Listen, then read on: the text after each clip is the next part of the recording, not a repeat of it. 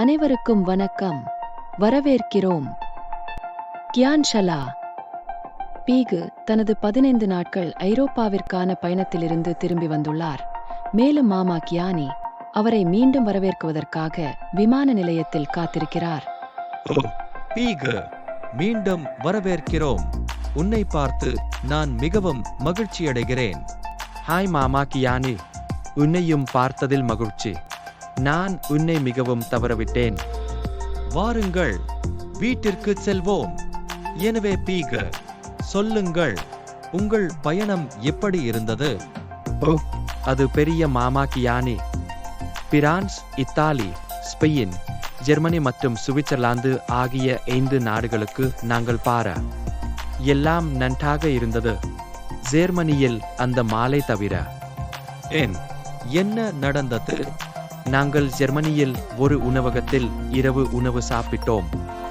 திடீரென்று என் நண்பர் ரால் மிகவும் நோய்வாய்ப்படத் தொடங்கினார். அவருக்கு மயக்கம் ஏற்படத் தொடங்கினார். மேலும் பெரிதும் சுவாசத் தொடங்கினார். நாங்கள் உடனடியாக அவரை அருகிலுள்ள மருத்துவமனைக்கு அழைத்துச். எல்லாம் ஜெர்மன் மொழியில் இருந்தது. என்ன செய்வது என்று நாங்கள் மிகவும் குழப்பமடைந்தோம். மிகுந்த சிரமத்துடன் ராய் அந்த மருத்துவமனையில் அனுமதிக்கப்பட்டோம். மருத்துவர் ராஜுக்கு பல பரிசோதனைகளை பரிந்துரைத்து பாதுகாப்பு வைப்புத் தொகையை செலுத்துமாறு கூறினார். அருணும் நானும் எங்களிடம் தேவையான பணம் இல்லாததால் இருவரும் மிகவும் பயந்தனர். மருத்துவமனை செலவுகளை நாங்கள் எவ்வாறு செலுத்தப் போகிறோம் என்று எங்களுக்கு தெரியாது.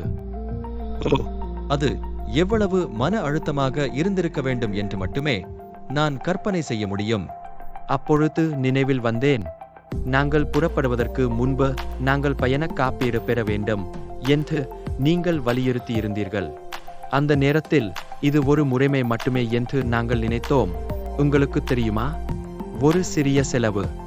ஆனால் அந்த தருணத்தில் நாம் அனைவரும் மன அழுத்தத்தில் இருந்தபோது அது நாங்கள் எடுத்த சிறந்த முடிவாக மாறியது. நான் பார்க்கிறேன், நீங்கள் புறப்படுவதற்கு முன்பு நாங்கள் செய்த பயண காப்பீடு. சரியாக. நான் காப்பீட்டு ஹெல்ப்லைன் எண்ணை அழைத்தேன். சில நிமிடங்களில் ஆங்கிலம் பேசிய ஒரு பிரதிநிதியுடன் நாங்கள் இணைக்கப்பட்டோம். அவர்கள் மருத்துவமனையின் விவரங்களையும் ராஜின் நிலையையும் அனுப்புமாறு கேட்டனர். காப்பீட்டு நிறுவனம் எல்லாவற்றையும் மருத்துவமனையுடன் ஒருங்கிணைத்தது. மேலும் மருத்துவ உரிமை கோரலை. சில மணி நேரங்களுக்குள் ராஜ் பணமில்லாத சிகிச்சையை பெற்றார். முன்கூட்டிய கொடுப்பனவுகள் இல்லை மற்றும் காகித வேலை தொந்தரவுகள் இல்லை. இது ஒரு நல்ல காப்பீட்டின் சக்தி. நீங்கள் பயணம் செய்யும் போது பயண காப்பீடு உங்களுக்கு ஒரு பாதுகாப்பு வலையை வழங்குகிறது.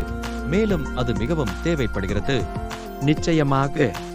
எல்லாம் எவ்வளவு தடையற்றது என்பதை என்னால் நம்ப முடியாது. நாங்கள் ஒரு வெளிநாட்டில் இருந்தோம். மருத்துவ அவசர நிலையை கையாள்வோம். இருப்பினும் எல்லாம் மிகவும் சீராக கையாளப்பட்டது. எங்களுக்காக அதை நிர்வகித்த பயண காப்பீட்டு நிறுவனத்திற்கு நன்றி. ராஜ் மறுநாள் பணி நீக்கம் செய்யப்பட்டார்.